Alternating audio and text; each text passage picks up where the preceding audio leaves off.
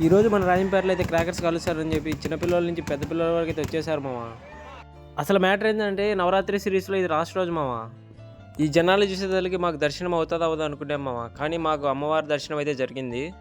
ఇంకా క్రాకర్స్ అయితే చూడడానికి అయితే వెళ్తున్నాం మామ. చూడండి ఎలా ఉన్నాయో. ఊహిస్తేనే భయంకరంగా ఉంది. అవి తీసుకొని వచ్చి పాత బస్ స్టాండ్లో అయితే పెట్టారు మామ. వీడియో స్కిప్ చేయకుండా చూడండి, ఎలా కాల్చారో తెలుస్తుంది మీకే.